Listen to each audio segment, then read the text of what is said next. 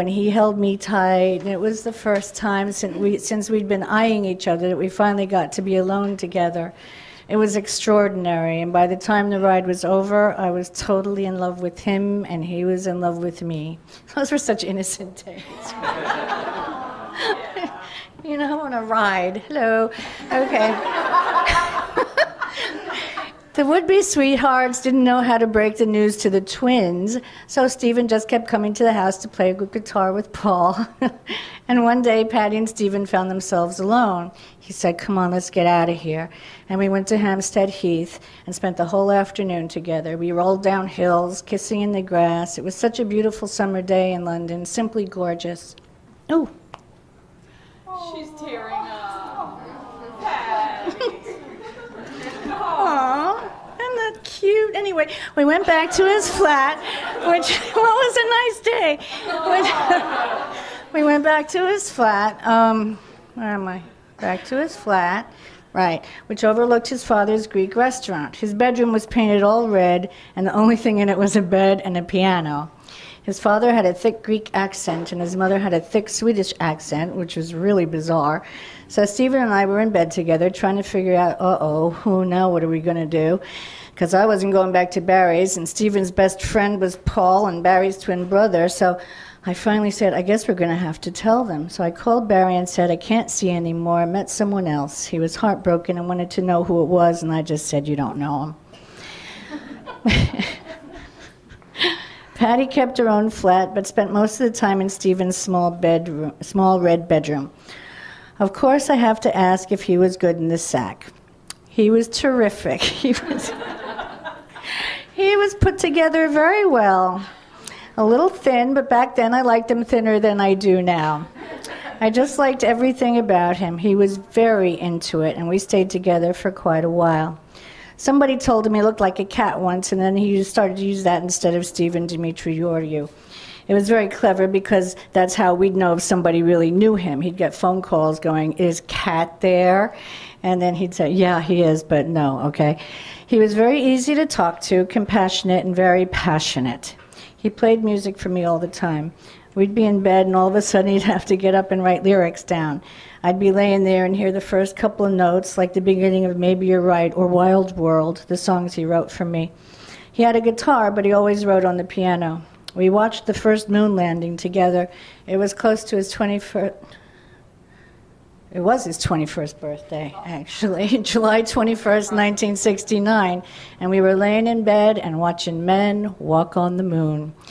The passionate songwriter who later embraced the Muslim religion and changed his name to Yusuf Islam was once a naughty boy. Yeah. For some reason... But this is weird because these Englishmen have this thing about schoolgirls anyway. So a lot of Englishmen have this thing about English schoolgirls, Patty smiles. I was modeling, and one day I came back from a go-see wearing a miniskirt, well, a mini belt actually, it was so short. It was about 3 p.m, and I guess Stephen had just driven by a school that let out. And he said, "Come on, I'm going to take you somewhere and buy you something." So he took me to Marks and Spencer, a department store up on the West End, and we went into the section where they sold the school uniforms. We started play acting, and Stephen told the sales lady, "I have to buy this little girl a school uniform.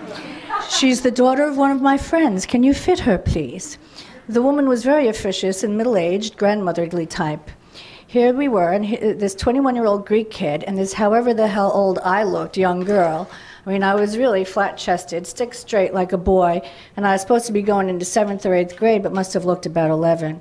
Every time the woman went to get another piece of the uniform, he'd say, "I can't wait to put that skirt up and bend you over the car, maybe even before, maybe in the elevator." He got me a white blouse and a blue and gray plaid skirt with a little blue sweater and blue knee socks.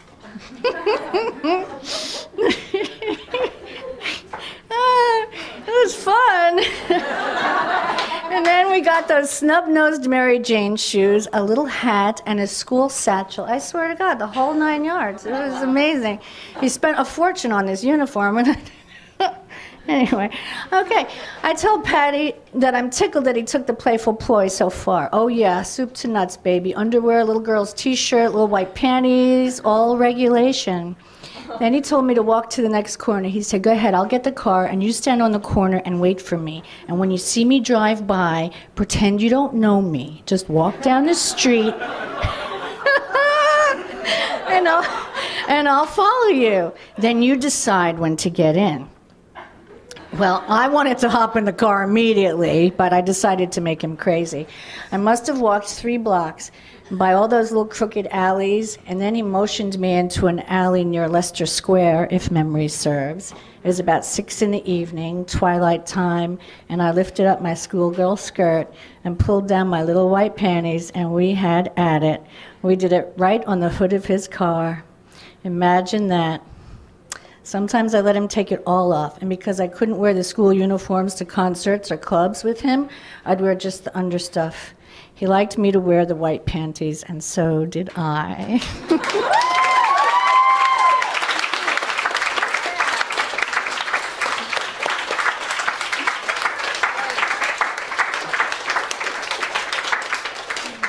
We sure had us some fun.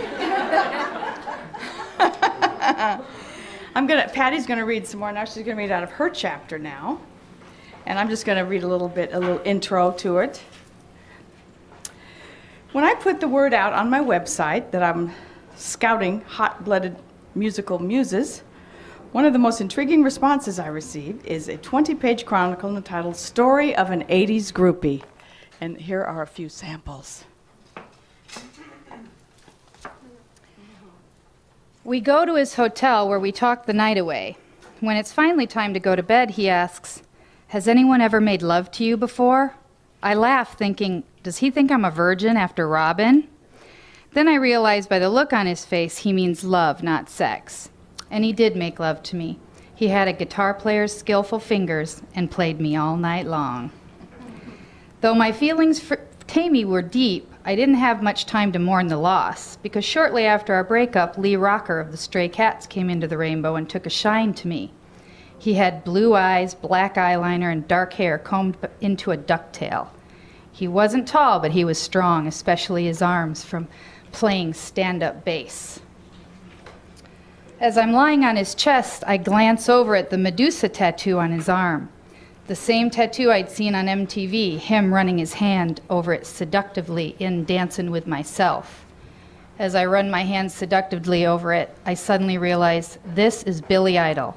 Billy Idol is in my bed. I ask him, "So what's it like to be Billy Idol?" And he says, "They want the lip, I give them the lip." And then he gives me his sexy trademark sneer. Okie dokie. Are we gonna read this part? Yeah, where are we here? That reminds me when Chris Hillman told me he was going to curry me like a fine mare. I think that is the best line anyone's ever given me. He's a cowboy guy, you know. Those cowboys, huh? Luckily you enjoyed sex, Patty. Does anyone stand out, so to speak? Doesn't she have a way with words? Stand out. On the Invasion of Your Privacy tour, I met Rat's guitar player, Robin King Crosby, in the hotel lobby. Looking up at him, I said, "Wow, you're huge. How tall are you?" In a deep voice, he said, 6'7". What about you? I said, 5'2". That's like 1.5 feet between us. He looked down at his considerable bulge, smiled wickedly, and said, "Yeah, about 1.5 feet."